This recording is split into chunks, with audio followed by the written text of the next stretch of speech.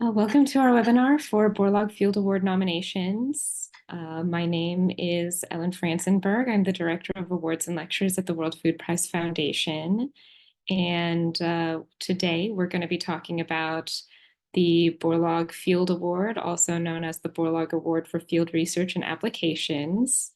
And I believe that you should be able to talk, turn on your microphone if you wish, and you can ask me questions, or you can put them in the chat, or raise your hand, whatever you'd like to do.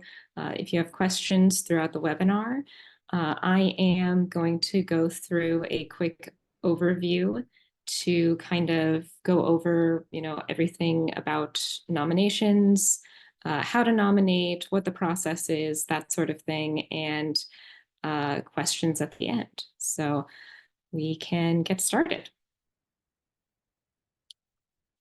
So the Borlaug Field Award recognizes exceptional science-based achievement in agriculture and food production by an individual under the age of 40. So this is to recognize a younger set of people than usually the World Food Prize goes to. This was endowed by the Rockefeller Foundation in 2011 with a $10,000 cash prize each year for the recipient. And we are really excited to see all of the nominations that will come in this year. The Borlaug Field Award was, of course, named for Dr. Norman Borlaug, who received the Nobel Peace Prize in 1970.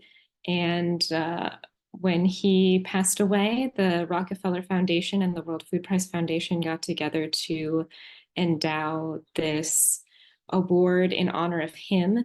We wanted to especially recognize young leaders in agriculture, people who had the same kinds of qualities that Dr. Borlaug had when he was working in Mexico in the 1940s and 50s, and breeding the wheat that would go on to spark the Green Revolution, and the kind of determination and that he had to change the world. So the award ceremony is each October around World Food Day, which is October 16th. And it happens in conjunction with the International Borlaug Dialogue, which is our annual conference. We have around 1,400 attendees from more than 60 countries that come to Des Moines, Iowa. And we have the award ceremony for the Borlaug Field Award in the beautiful Hall of Laureates, which you can see a photo of here on the slide. So getting a little bit into the criteria for the nominees, so who qualifies for the Borlaug Field Award. It is one individual under the age of 40, and it should be a science-based achievement. So it's not just for researchers. We often say researchers. That's normally the nominees that we get in our researchers, but it can be extension workers or other people who are working to bring science to bear on many of these critical issues in food and agriculture. So this person should be actively working in their discipline, their area, and we want nominees that are working in the field. So this would be at the production or the processing level with farmers or ranchers or fishers or other people in rural communities. And this can be at any point in the food system. So like I said, farmers, ranchers, fishers, processors, there's a lot of different ways that this can be, but we're looking at people who are working in the field. So for the criteria, we have some of these kind of keywords that would describe the ideal nominee for the Borlaug Field Award. On our website, under the criteria, you can read more about what exactly each of these words is kind of defined to mean, what exactly we're looking for. But these are kind of the key words that you would want to use within the nomination to describe the nominee. So making sure you put together the criteria with the qualities of the nominee and showing how they embody these qualities is an important thing. So for nominators, any individual or organization can nominate someone for the Borlaug Field Award. So any individual can nominate. If the nomination comes from an organization, it would be best if those nominations are endorsed by an executive officer of that nomination, someone who can actually put the weight of the entire organization behind that nomination. But that's not and that's not a requirement. Any individual can actually nominate someone for the Borlaug Field Award. What is important is that the nominators should have a direct knowledge of the nominee's work and be able to provide examples of that work in the required documentation. So someone who's worked directly with the nominee or someone who works in the same field as the nominee and is aware of their work so that they're in a good position to describe the nominee's work. And self-nominations also cannot be accepted for the Borlaug Field Award. The person has to be nominated by someone else. So the basic information that we're looking for is contact information for the nominator. And then we're also looking for contact and biographical information for the nominee. So we're looking for a CV, date of birth, the country they're from. The date of birth is important because we need to make sure that the nominees are under the age of 40 by around World Food Day, which is when the award is given. So in the statement of work, this is kind of the biggest part of the nomination. It's a 3,000 word document, and it describes the nominee's work and their accomplishments with details and examples and how the nominee demonstrates the criteria. So those words that I had up on the slide before, how the nominee demonstrates those criteria, and also important are the impact and the results of the nominee's work. This is a science-based award, so it's probably very tempting to have a list of sort of works cited to show, what the science is behind the work that the nominee is doing. And so you can provide a list of sources or works cited within the statement of work. And that list of works cited would not necessarily count towards the 3,000 word limit for the statement of work. We also require several letters to be submitted. We need one nomination letter from the nominator and 2 letters of support from other people. And we will only accept 2 supporting letters. We won't accept more than 2 supporting letters. And these letters should be written like any normal business letter. So on letterhead, signed, dated, including the writer's position and their organization. And all of the letters should describe, explain, and emphasize the achievements of the nominee, the impact that they've had, and also if it fits in the way that the nominee embodies those criteria, those qualities that we're looking for.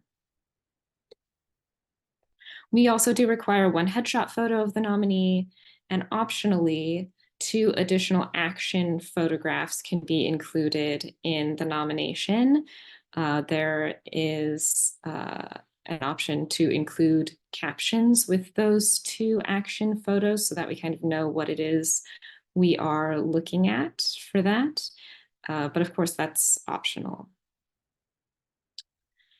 So for submitting a nomination, we have an online submission portal called Reviewer. If you go to the link that you see at the bottom of this slide, that is where you will find, the button to go to the online submission portal.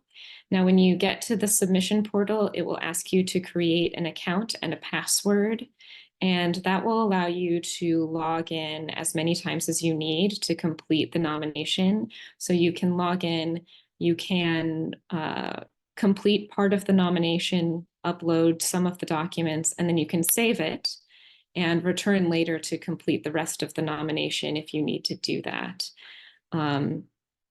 So you'll upload all of the documents separately. So the statement of work will be separate from the CV and separate from the letters. And then you should make sure that you have uploaded all of the documents before you click the submit button. So there are two different buttons. There's save and submit. If you click save, it will save it for you to come back later to finish the nomination, but it will not send the nomination to me. You have to click submit in order to make sure that it gets sent to me and gets therefore sent to our selection jury. So I'm going to walk you through the process quickly here for nominations. The deadline is June 15th, 2024. That's our deadline. And it is going to be, it's a hard deadline. We have, I can't really give out much of an extension. Should you kind of get started a little bit late. So unfortunately, so June 15th, hard deadline, but nominees do remain eligible beyond the year of their nomination. So if the nominee is not successful this year, if they are still under the age of 40 next year, they are still eligible, and we will keep their nomination materials on file should the selection jury wish to reconsider them. So the nominations are evaluated by the independent jury of experts, which is chaired by Dr. Ronnie Kaufman, who is emeritus professor at Purdue University. And the recipient will be announced sometime in late August or early September of 2024. So the recipient will learn who they are before they are actually announced. And then we kind of keep it a secret until the actual announcement, again, sometime in August or September. And then the award ceremony this year is going to be on October 30th, 2024 in Des Moines during the Borlaug Field or during the Borlaug Dialogue. So that's our full process for this year. If you have any questions, I am happy to answer them now. This is my contact information. If you have questions after the webinar is over, you can certainly contact me, ask me any questions that you need. I see that we have a few questions already in the Q&A function, so I'm going to start with those. But if you have any others, feel free to unmute yourself, open or raise your hand, whatever you'd like to do. So should the concise statement be written in the first person is our first question. So the statement of work, for example, should be written in the first person. It does not need to be written in the first person, but the nominee can be involved in writing the statement of work. They don't have to write it in the first person, but they can certainly be involved in writing it. In fact, it's probably better if they are involved because they know their work very well. So it doesn't have to be in the first person. What I would recommend for the statement of work is to make sure that it still focuses on the nominee themselves. So sometimes the nominee is the leader of a project or leader of a program or the founder of an organization. And so it can be tempting to make the statement of work about that project or about that organization. And really what we're looking for is information about the nominee. So what the nominee did to make that project a success, or to found that organization, whatever that is. It should really focus on the nominee's achievements and impacts. So, of course, the project, nobody does anything in a bubble. Of course, there are other people involved. Of course, there's a project, but we're really looking to learn more about the nominee themselves.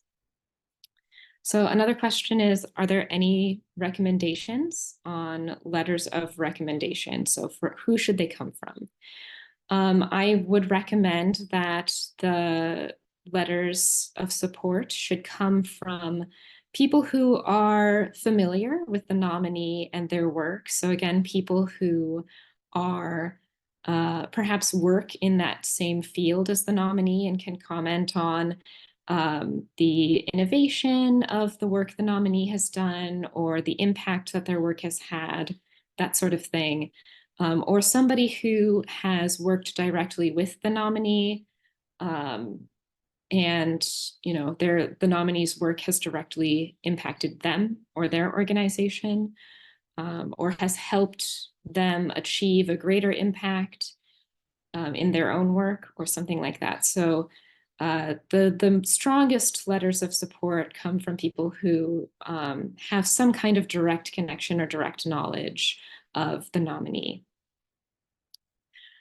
So another question is, does the nominator write the statement of work and a letter, or does the nominee write the statement of work? Yes. So the nominator definitely should write the letter of nomination. And usually the statement of work is a collaboration. The nominee can be involved in writing the statement of work. The nominator can be involved in writing the statement of work. Nobody has to put their name on the statement of work. But yeah, it would be good to have a collaboration on that between the nominator and the nominee to fully bring out the nominee's accomplishments. Of course, the nominee has direct knowledge of what they have done, but oftentimes the nominator is the one who can put it in kind of the best light, because many of our nominees are, humble people. They're just trying to do their work. And we're, it kind of takes somebody else sometimes to toot your horn for you. So it's good to have that collaboration there. So I hope that answers questions for those who submitted the questions. Any further questions, happy to answer those. Let me know. Again, my contact information is up there if you should need anything after the webinar is over. So any further questions?